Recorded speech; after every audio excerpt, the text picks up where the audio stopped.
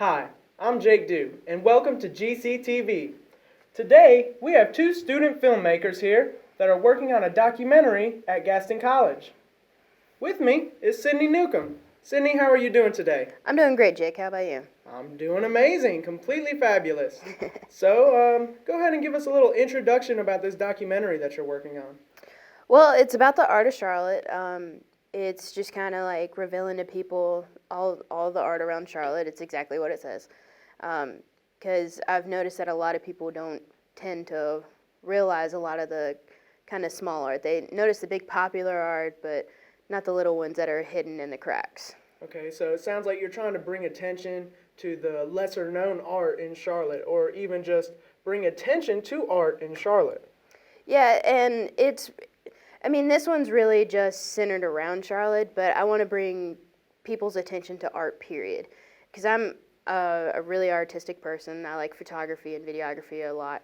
And I think art should be more appreciated by people. Yeah, no, I definitely understand. So tell me a little bit about what kind of problems you ran into while shooting the documentary. Well, I haven't really gotten too far, but most of it is the weather. When I first got started, I had a lot of trouble with the rain and even snow on not being able to record on proper days. So it was very challenging just to get the proper footage. Yeah, and go ahead and tell us, how long have you been working on the documentary?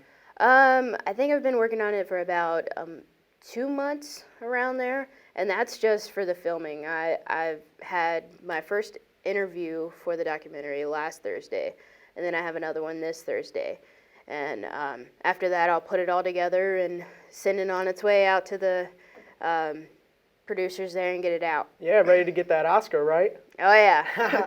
Well, so you mentioned something about an interview. Tell us a little bit about how you went about doing that.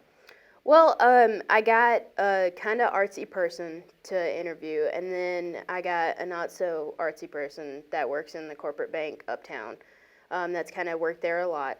And I wanted to just see the different opinions on art and just reveal to people like how it looks from an artist perspective and then how it looks from a non-artist perspective. So just kind of get the different feels so it reaches out to everybody. Okay, yeah, definitely. Now, is this your first documentary that you've done? It is my first documentary. I have made a lot of short films and videoed some other studio stuff and all like that, but I've never sat down and really committed to a documentary type. So it's definitely a challenge. Yeah. Do you think you were ready for it when you started the project? I do. I think I was ready to accept the challenge. I knew what was ahead for me, so I just kind of took it and grin and bearing through it and trying to get through it. All right, yeah. And let's go back to, you said you worked on short films, things of that nature. Tell us a little bit about your previous work that you've done. Well, I've done some PSAs. I've done some how-to videos. I've worked in the studio here at the college, and I've done a couple projects here and there on my own for music videos. But I think the biggest one that I've done is this documentary. All right. In shooting the documentary, tell me a good tip for our viewers that might be interested in this kind of field, documentation. What kind of good tips would you have for them? Probably just do the best that you can, get a lot of B-roll so you can cover up any mistakes that you need if you make mistakes. And then get a lot of, what's the word I'm looking for? Opinions about it. Like in your interviews, like with me, I'm getting a lot of different perspectives from it. That's really the best thing for it, is the interview part. Well, Sydney, go ahead and tell us when we can be expecting the documentary to come out. Right now, I'm expecting it to come out early March. Early March. All right. Well, we'll be looking forward to it. Sydney, thank you so much for coming by. My pleasure. Everyone, up next, John Finger will be joining us, so stay tuned.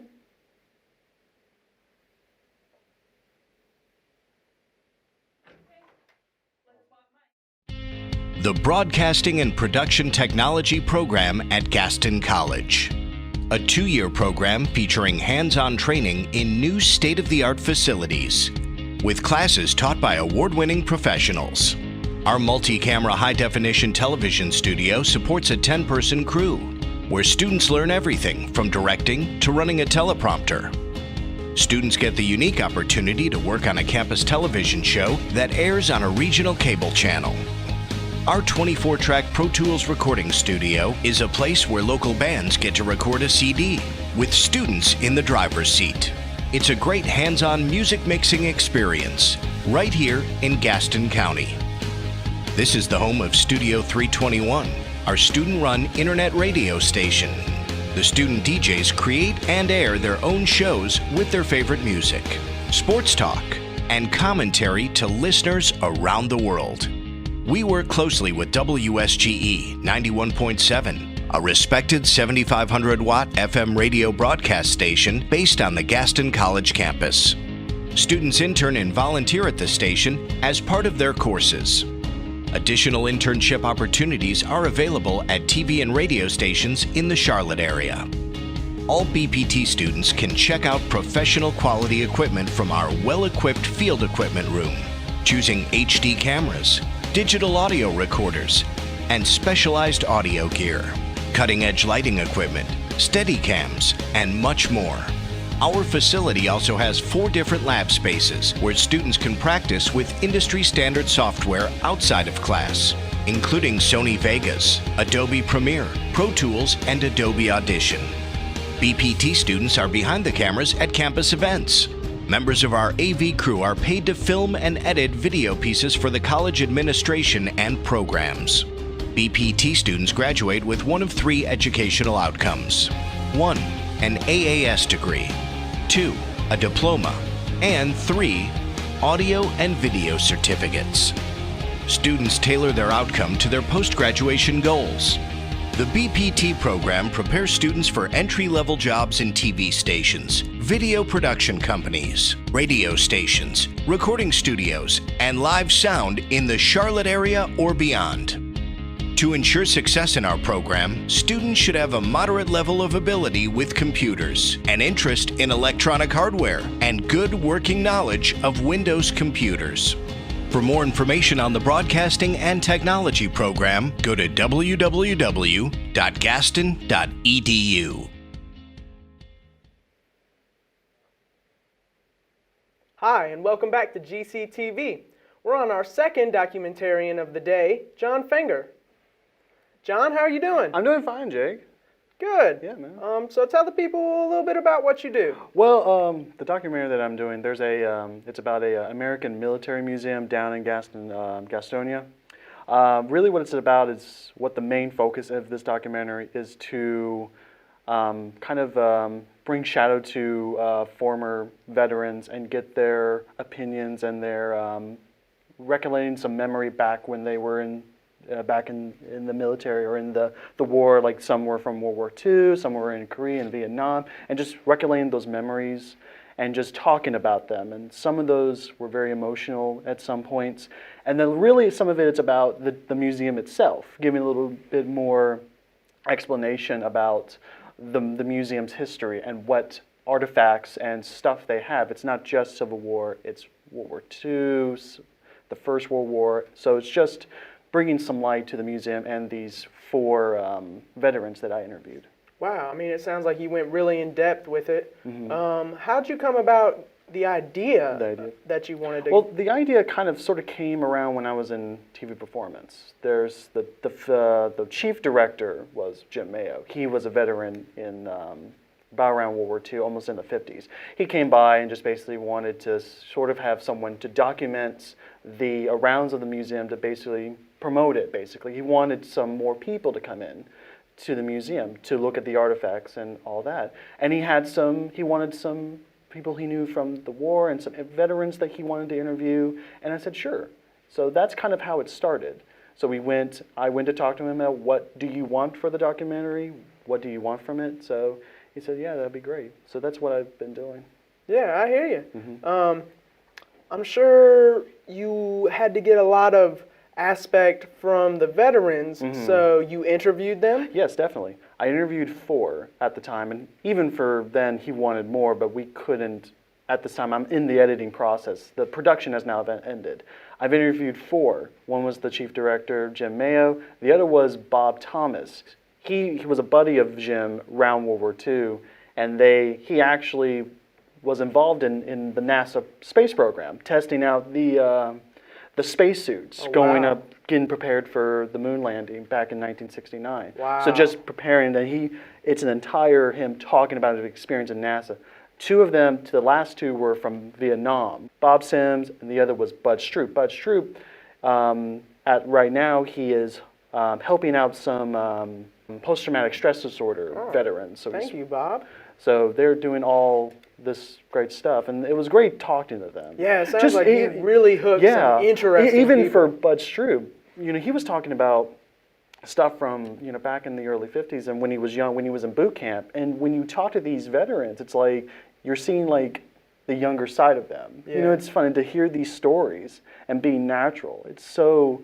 It's amazing. And just seeing they're like their 30-year-old or 20 when they were young, and they're talking about these stories. Hearing them talk is probably just like they're painting a picture right in front of you, and you're just watching it. Just watching them, explaining their story. It was great. Wow, yeah. I mean, it sounds amazing. And there was some emotional, stuff even for Bud Stroop, talking about post-traumatic stress disorder and him dealing with going to Vietnam, even though he didn't tell me a lot because Vietnam is such a traumatic and, part of it. So there were a lot of sad moments, a lot of crying moments that I kind of captured, which is the real thing about it. Yeah, I mean, I can't wait to see it on the screen because I'm sure you really know how to portray that emotion, and I can't wait because I'm sure as soon as I start watching it, I'm going to feel that. Yeah, just feel the sense of that emotion. Yeah. It really is. Wow. John, I mean, I can't wait to watch it. So tell us, what were some things that went wrong while you were recording? Well, you always find mistakes, and that happens every time when you go and do these productions. The one thing I would say the most challenging, the most thing, was the sound aspect. There was one time where I was shooting a certain scene, and you can hear the weed whacker. Oh, no. Yeah, you hear... John, not the weed whacker. The weed whacker. Oh, so man. I had to go back and re-shot that. And that happens, and that was basically almost the first or second day doing that. Oh, and man. you learn, and that's the thing, you learn past mistakes and you try to not do that again, Yeah. So that was the thing. I hear you. So if you had some tips, some good things to tell young producers, go ahead and tell them.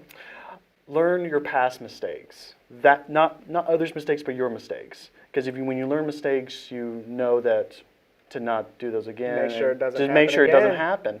And always be spontaneous. And take challenges. And even for this one, I wasn't much ready for it. At the time when I heard about it, it's like, it's weird to do it having one person do everything. And that was tough. I wish I could have a group. It would have been so much better if it was a group.